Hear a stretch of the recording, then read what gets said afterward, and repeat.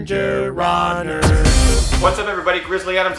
Ethan Newberry, the Ginger, here for another GingerRunner.com review. Today we are reviewing the SKORA Form. Oh, look at that piece of futuristic leather love. This is an interesting road running shoe from a company based out of Portland, Oregon, my hometown. What?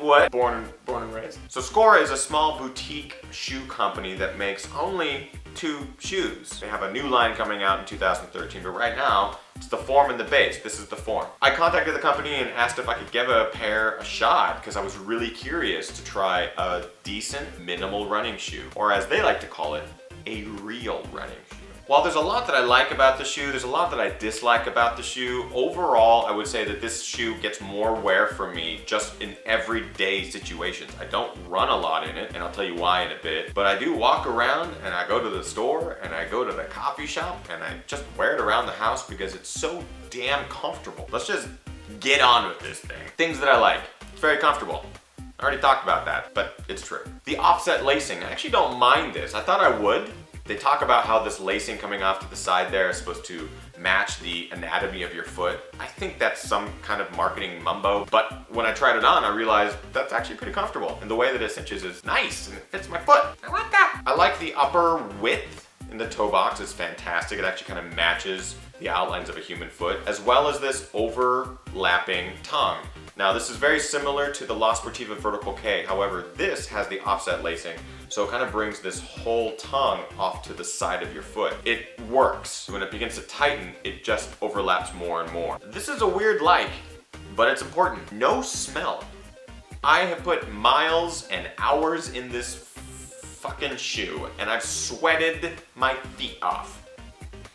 And it still smells like brand new leather. That, one, is scientifically weird, but whatever they did, it works. Zero drop. The shoe itself has 0 drop from heel to toe. The insole adds about 4 millimeters of nice soft cushioning. Overall, it's nice. It's comfortable. It's nice and cushy, which you wouldn't expect from a very real running shoe. I'm using the right terms. Surprisingly grippy. The outsole material, which is split into different sections, their website actually gives a really great explanation as far as what goes where and why. It actually gets really decent grip in all sorts of wet and dry. While there's a lot that I like about the shoe, there's a lot that I dislike, and this is very important. The first thing I dislike is the sizing. I normally wear an 11, sometimes I size up to an 11.5. I've never had to size down to a 10.5 before. I got a pair of 11s and they fit way too big, so I had to go down to a 10.5. So be sure you either try these on before you get them, or just be ready to size down a half size or send them back and exchange them. The heel cup. I don't know if you can tell how much I've actually had to cinch it up on the back here, but you end up getting this giant gap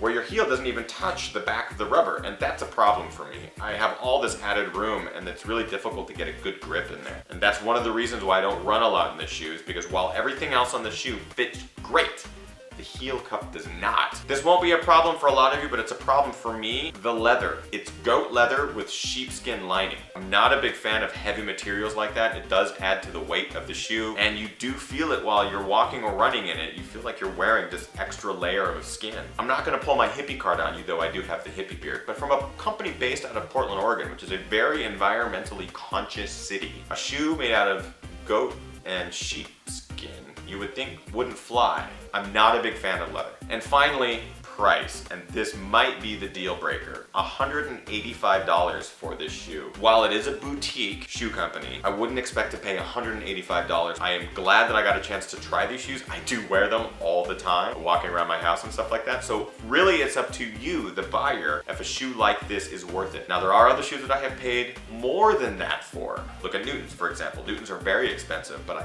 absolutely consider those worth the price. They have this phrase on their website. Rather than look for features to add, we look for features to remove. I'm of the opinion that if a shoe has less, it should cost less. So overall, it's a good shoe, but it really is gonna come down to whether you wanna pay that much for a shoe that is made of leather, could be comfortable on your foot, may be the right size. It definitely is gonna mean putting your foot into one before you make that decision. So go try it on if you live in Portland and can get to a store that maybe carries the shoe, go try it on, because once you get your foot into it, you will see that possibly you'll love it. I kind of do. All right, let's get on with the points.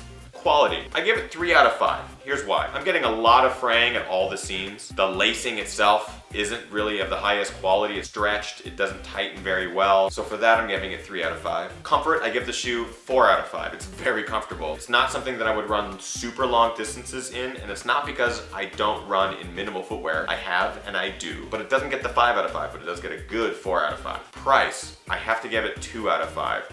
It's just too expensive. $185 is well out of my price range. I'm very thankful that SKORA was able to send me a pair, but I don't know if a regular runner would be able or willing to spend $185 on a single pair of reduced shoe. Looks, I'm gonna give it 4 out of 5. It's a sexy shoe. They have other colors and styles, which I also recommend looking at. They do a pretty good job of making the shoes look cool and function in other situations than running. You can run a half marathon in these and then walk to a club and go dance your ass off and get picked up. That's how it works. So overall points, 13 out of 20. It's still a really good score for this shoe. Again, this is a boutique shoe brand based out of Portland. I believe this is their first run of shoes that they put out. So I can only imagine it's gonna get better from there. If you get a chance to put your foot in one, I would recommend it. Definitely check out the website, SKORArunning.com. And who knows, you might actually really enjoy this shoe. If you are used to minimal running shoes like New Balance, Road Minimus, or any of those kind of things, look at this shoe. Well, that's it for today's review, guys. Thanks again for watching. My name is Ethan Newberry. This is youtube.com/thegingerrunner. So be sure to subscribe, like this video. Let me know in the comments below if you run in minimal footwear, if you've tried the SKORA, any of these other shoes. Let me know in the comments below. You can also visit me on Twitter @thegingerrunner. Facebook, facebook.com/thegingerrunner. I'm doing contests all the time, so you can go to my website, gingerrunner.com. That's it. Just get out there and run, damn it. Train hard, race harder, party hardest. Peace out!